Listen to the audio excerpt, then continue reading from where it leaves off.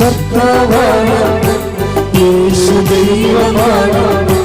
ഞാൻ വിശ്വസിക്കുന്നു, ഞാൻ പ്രഖ്യാപിക്കുന്നു, യേശു കർത്താവാണ്, യേശു ദൈവമാണ്.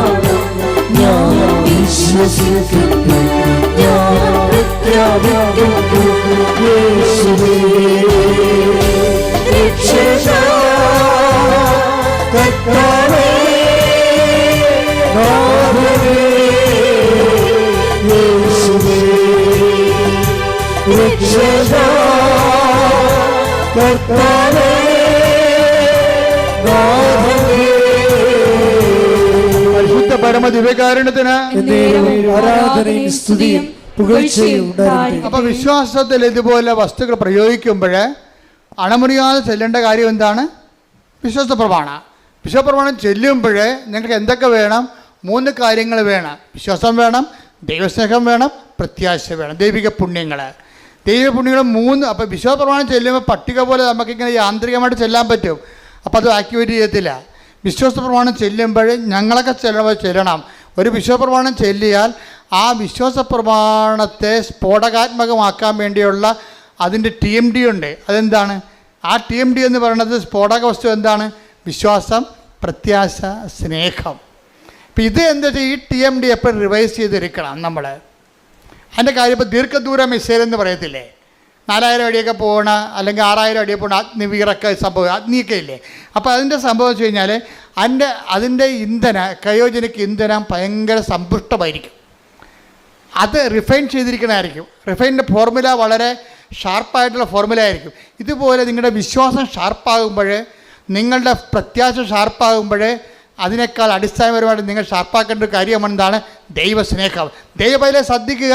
നിങ്ങൾ രോഗികളെ കാണാൻ പോകുന്നു, വീട്ടുകാരോട് നിങ്ങൾ പെരുമാറുന്നു, അഗതികളോട് പെരുമാറുന്നു, നിങ്ങൾ കർത്താവിൻ്റെ തിരുസന്നിധിയിൽ ആചാരാനുഷ്ഠാനങ്ങളുടെ പ്രാർത്ഥനാവിധികളോട് ജീവിക്കുന്നു, സുവിശേഷം നിങ്ങൾ കൈമാറാൻ വേണ്ടി പത്രങ്ങൾ കൊടുക്കുന്നു, പത്രത്തെക്കുറിച്ച് വിശദീകരിച്ച് കൊടുക്കുന്നു. അതെല്ലാം ചെയ്യുമ്പോഴെല്ലാം നിങ്ങളുടെ മനസ്സിൽ അടിസ്ഥാനപരമായ ഓരോ ദിവസവും സ്നേഹത്തിൻ്റെ ലെവല് കൂടി വരണം. അത് നിങ്ങൾ ഇൻട്രോസ്പെക്റ്റ് ചെയ്യണം. ഓരോ കാര്യം ഓരോ ദിവസം ചെല്ലും തോറും ദൈവത്തിൻ്റെ സ്നേഹം എന്നിൽ കൂടുന്നുണ്ടോ? അതാണ് ഇതിൻ്റെ വെല്ലുവിളി എന്ന് പറയുന്നത്. ഉടമ്പടി വ്യക്തി മനനം ചെയ്യണമെന്നുണ്ടെങ്കിൽ ഓരോ ദിവസവും ദൈവസ്നേഹം കൂടിക്കൊണ്ടിരിക്കും. ഇപ്പം ഞാൻ അച്ഛനായിട്ട് 39 കൊല്ലമായില്ലേ, 30 കൊല്ലം അടിക്കടി ദൈവസ്നേഹം കൂടിയിട്ടേ. അതുകൊണ്ടല്ലേ അത് നമ്മളിങ്ങനെ പുതിയ കാര്യങ്ങളൊക്കെ അമ്മ പ്രത്യക്ഷപ്പെടുന്നതും അതുപോലെ തന്നെ പുതിയ ഉടമ്പടി തരണതും 10,000 രക്ഷപ്പെടുന്നത് എന്തുകൊണ്ടാണ്? അതിന് നമ്മുടെ കാലത്തിന് ആനുപാതികമായിട്ട് നമ്മൾ ദൈവത്തിൽ വളരണം. അതിന് ഏറ്റവും വലിയ മാർഗം എന്ന് വെച്ചാൽ ദൈവസ്നേഹം കിട്ടുമെന്ന് കണ്ട എൻ്റെ മക്കളെ, ചില വെള്ളമടിക്കാരുണ്ടല്ലോ, മരണ വീട്ടിൽ നിന്ന് മാറത്തില്ല. അന്ന് വരെ ആ വീട്ടുകാരോട് യാതൊരു സ്നേഹമില്ല അവർക്ക്. അപ്പം അവിടെ മരിച്ചു കഴിഞ്ഞാൽ പൊരിഞ്ഞ സ്നേഹമായിരിക്കും. നമ്മളവർക്ക് മരിച്ചാനോടുള്ള താല്പര്യം കൊണ്ടാണ്. അങ്ങനെയല്ല. ആ രാവിലെ പോയി നിൽക്കണത് വൈകുന്നേരം വരെ എല്ലാ ചവപ്പെട്ടിക്ക് ഓടുന്ന്, റീത്തിനോടുന്ന്, ഉടുപ്പിനോടുന്ന്, പന്തലിടാൻ കൂടുന്ന്, കസരെടുത്ത് വെക്കുന്നു. ഭയങ്കര പരിപാടിയായിരിക്കും.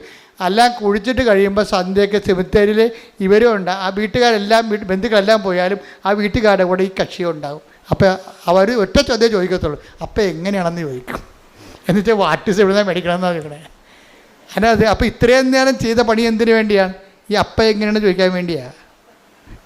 വൈകിട്ട് എന്താ പരിപാടി എന്ന് ചോദിക്കില്ല, അതുപോലെയാണ് പരിപാടി. അപ്പം അതുപോലെ ഈ മദ്യത്തോട് കാണിക്കുന്ന ആക്രാന്തം പോലെ തന്നെ ആയിരിക്കണം. അതിനേക്കാൾ ടോപ്പ് ആക്രാന്തമായിരിക്കണം നിങ്ങൾ എന്ത് ചെയ്താലും ദൈവസ്നേഹത്തിന് കൊടുക്കേണ്ടത്.